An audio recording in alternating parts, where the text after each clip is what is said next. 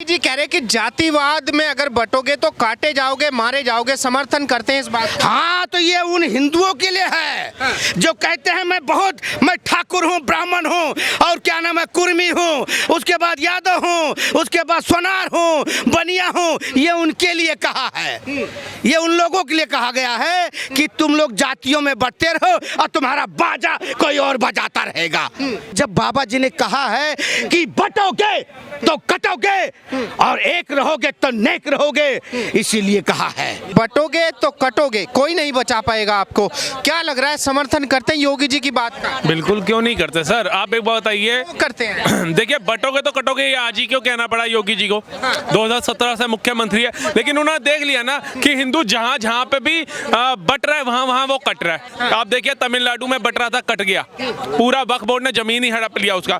केरला और बंगाल को देख लीजिए, अभी ये भारत के हिस्से बता रहा हूँ, यहाँ पे हिंदू कट रहा है, पलायन के बोर्ड लगते हुए नजर आ रहे हैं। कश्मीर में बटा, हिंदू कटा, पूरा पलायन कर दिया, सारे हिंदुओं को, कश्मीरी पंडितों को वहां से भगा दिया। ये वहां की बात कर रहा हूँ जो भारत में हम रह रहे हैं। उसके बाद बांग्लादेश में देख लीजिए, वहां पर बुरखा देख के बलात्कार नहीं हुआ, मंगलसूत्र देख करके बलात्कार हो रहे हैं। मंदिर झंडे देख देख करके मंदिरों की मूर्तियां तोड़ी जा रही हैं। योगी जी तमाशा नहीं करते, योगी जी को जो बोलना है क्लियर कट में बोलते हैं और भरे मंच से बोलते हैं, कोई छुपा के नहीं, कोई लांग लपेट के नहीं।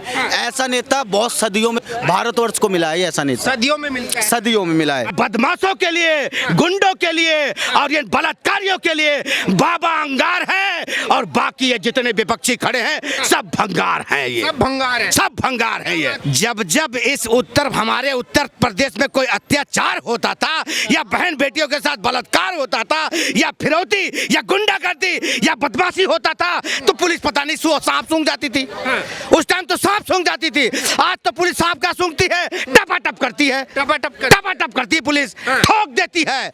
इसीलिए कहते हैं ना, जब पाप हद से ज्यादा होने लग जाता है ना, तो कोई ना कोई ऐसा इंसान या जन्म होता है जो उसे गुंडा और माफियों से मुक्त करवाता है।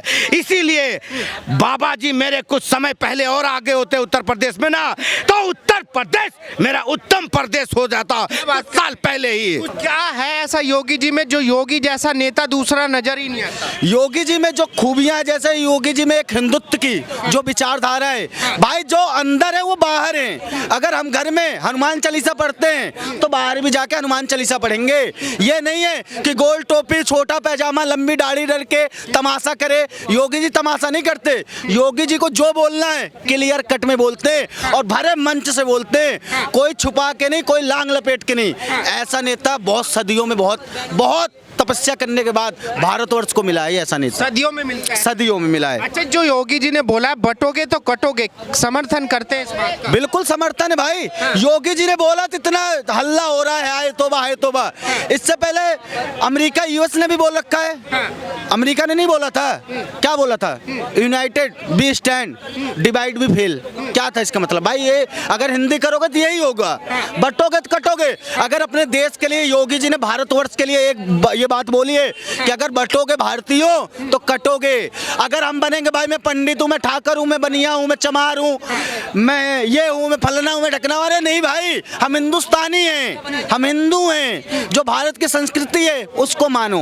देखा जाए जैसे बांग्लादेश में अभी हिंदुओं के जो हालात हैं, वहाँ पे हिंदुओं का लगातार नरसंहार करा जा रहा है, ये हमारी आंखों के सामने हो रहा है, लेकिन उसी को लोग कुछ लोग कह रहे हैं कि भाई ये तो हमें बांग्लादेश के हिंदुओं से क्या लेना देना।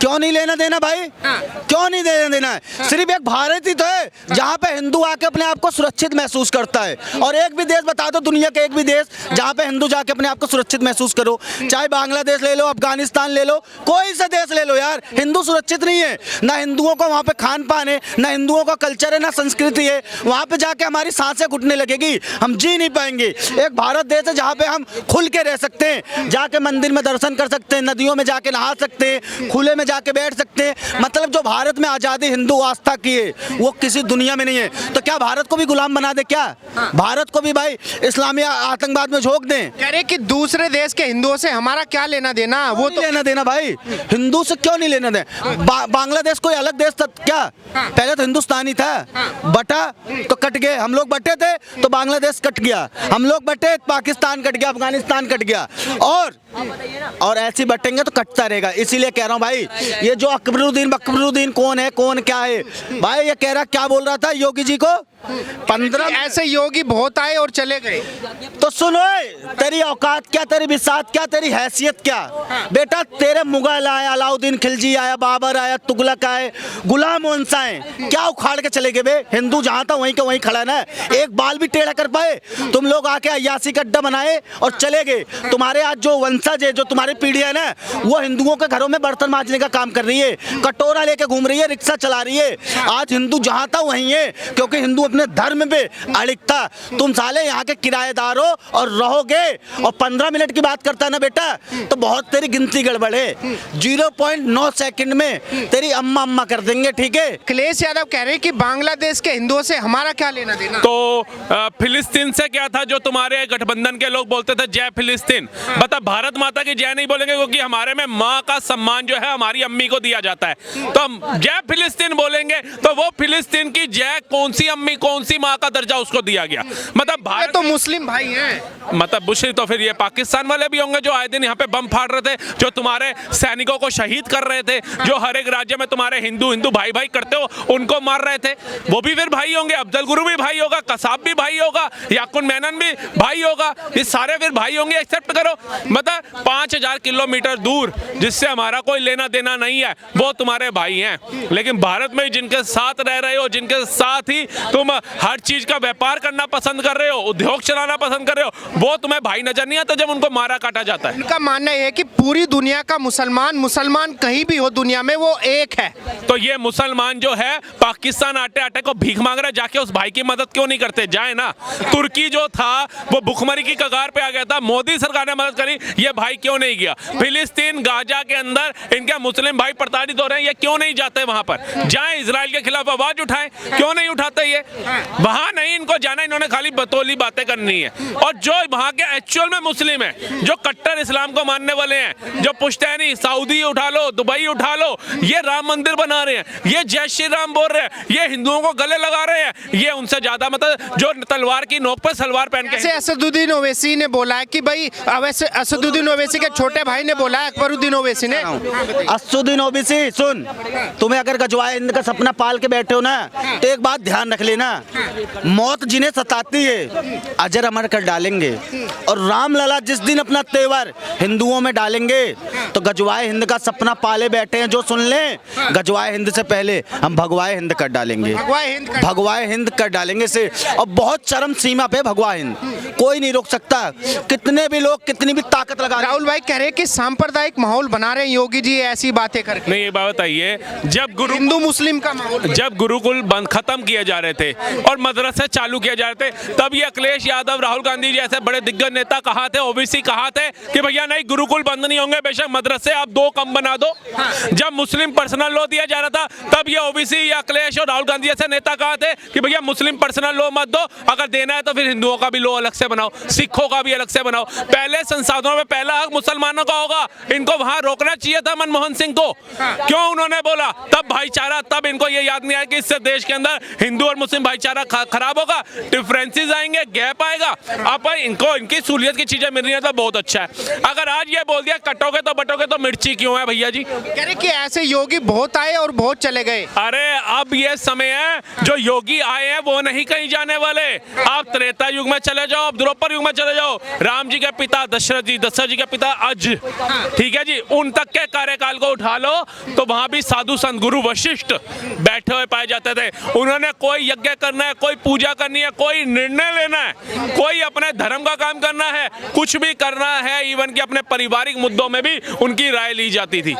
ऐसे ही से महाभारत के अंदर उठा लीजिए, वहां पर भी आपको गुरु सारे वशिष्ठ हो, गुरु जितने भी हमारे द्रोणाचार्य हो, ये सब मिलेंगे आपको। कह रहे कि जिनको मठों में होना चाहिए, जो मठाधीश है, उनके हाथ में सत्ता सौंपोगे तो वो हिंदू मुस्लिम की बात करेंगे। तो इनको दे जो कार सेवकों की हत्या कराते हैं हिंदुओं के नाम पे धब्बा बन के, जो हाँ अखिलेश यादव के पिताजी हैं, और या दूसरे को दे जो सिखों का नरसंहार करा रहे थे और कह रहे थे धरती हिलती है पेट गिरता है, या उनको दे जिन्होंने 28 गोलियां और 300 गोलियां चला करके 28 किसानों को शहीद किया था, या उनको दे जो गौ रक्षकों के ऊपर गोलियां चला रहे थे, या उनको दे जो साधु संतों को मॉब लिंचिंग करके के मार रहे थे? आप बताइए। इनके कार्यकाल में, योगी और मोदी के कार्यकाल में, मुझे बताइए किस निर्दोष लोगों के ऊपर गोलियां चली, किस निर्दोष लोगों के बच्चे जो ट्रेन में जा रहे थे फटके मर गए, कितने निर्दोष लोगों ने ताज जैसा हमला देखा?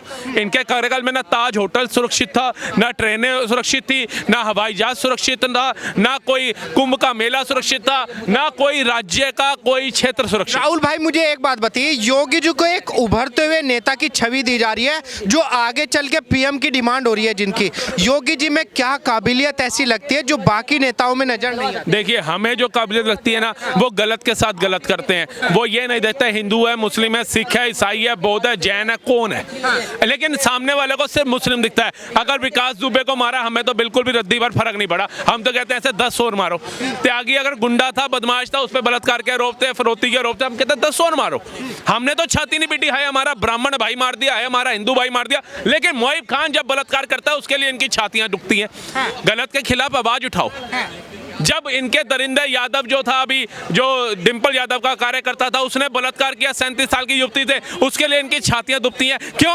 दलित, SC ST OBC की बच्चियां तुम्हारे मनोरंजन का लिए हैं क्या? वो बलात्कार करा के चुप रहे तो वो तो ठीक है, लेकिन अगर वो आवाज उठाते और योगी जी उसके ऊपर बुलडोजर चला दे तो वो गलत है।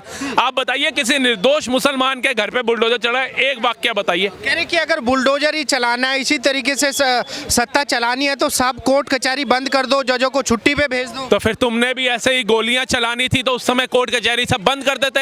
जब तुमने ही कानून खुद बनाना था, फैसला भी तुमने ही देना था कि गोलियां घर में घुस घुस के मारो कार सेवकों, तो फिर कोर्ट कचहरी किस लिए थी? अतीक अहमद मुख्तार अंसारी गरीबों की जमीनें हड़प रहे थे, बलात्कार कर रहे थे, तो कोर्ट कचहरी किसके लिए थी? ऐसे ही पनप न देते हैं। 2004 में लोकसभा का टिकट दे करके आप उसको सांसद बनाने जा रहे थे, तो क्या जरूरत थी हमारे संविधान की कि ऐसे दरिंदे लुटेरे को आप भेज रहे हो? किसको मूर्ख बनाने का काम कर रहे हो सर? इस देश को मूर्ख बनाया जा रहा था आज तक। आप देखिए, हमारा देश जब आजाद हुआ 1947 में, पढ़े लिखों से बात करनी चाहिए, ऐसे बेवकूफों से नहीं, नौवीं फेल जो मंत्री बन के बैठे हैं ऐसों से मत करो। 1947 देश आजाद हुआ, वहीं पर हमारे साथ साथ चीन, चाइना आजाद हुआ। थोड़ा सा छोटा सा देश है हमारा इजराइल, जिसने वाट लगा रखी है, ये 1 साल पहले आजाद हुआ, ये भी अलग हुआ। उसके बाद साउथ कोरिया, नॉर्थ कोरिया अलग हुए, उसके बाद जर्मनी हुआ। ये सब प्रगति को छू गए, विकासशील बन गए। 65 से 70 साल तक कांग्रेस ने एक मुश्त होकर के राज किया, हमारी 11वीं अर्थव्यवस्था पे ही हमें रखा। कितने ऊपर थे हम आजादी के समय इनसे? ये तो बच्चे थे हमारे गए, लेकिन ये 60-65 साल के अंदर कहां पहुंच गए और हम कहां? लेकिन 10 साल के अंदर प्रधानमंत्री नरेंद्र मोदी जैसा नेता आता है, कुर्सी पे बैठता है, हम Canada, Brazil, UK, United kingdom, ठीक है जी, उसके बाद फ्रांस, ऐसी 5 से 6 कंट्रियों को पछाड़ के आज 5वीं सबसे बड़ी अर्थव्यवस्था बनते हैं। उसके बाद भी हमारे प्रधानमंत्री जी जो 75 साल 74 साल के हो गए, वो कहते हैं कि 2027 तक का मेरा टारगेट है 3री सबसे बड़ी अर्थव्यवस्था बनाने का, और किसको पछाड़ के? जापान और जर्मनी को पछाड़ के। तो ये उनका नेतृत्व है, वो देश को विकासशील बनाने में लगे हैं, और ये किसमें लगे हुए हैं? जातियों में बांटने में। ये कहते हैं तू दलित बन, तू SC बन, तू ST बन। अरे सर, 1947 से देश आजाद हुआ है।